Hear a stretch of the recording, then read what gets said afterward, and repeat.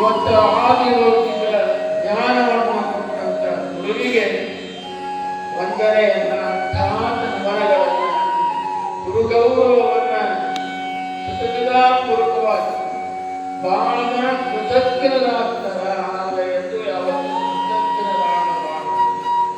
ಕಲಿಸಿದ ಅಕ್ಷರ ಜ್ಞಾನವನ್ನು ಕೊಟ್ಟ ಗುರುವಿಗೆ ಹಾಗೂ ಮೋಕ್ಷವನ್ನ ಕೈಪಾಲಿಸಿರುವಂತಹ ಗುರುವಿಗೆ ಉಭಯ ಗುರುಗಳಿಗೂ ಶಿಷ್ಯರಾಗಿರ್ತಕ್ಕಂಥವರು ಎಂದೂ ಯಾವತ್ತೂ ಕೃತಜ್ಞರಾಗಬಾರದು, ಕೃತಜ್ಞತೆ ಉಳ್ಳವರಾಗಬೇಕು.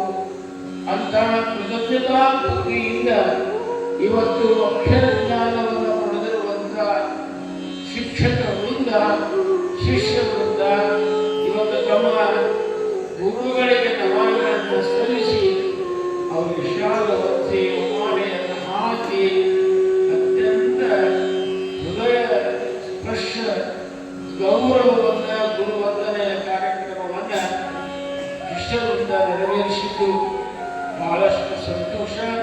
ಮತ್ತು ಗುರುಗಳ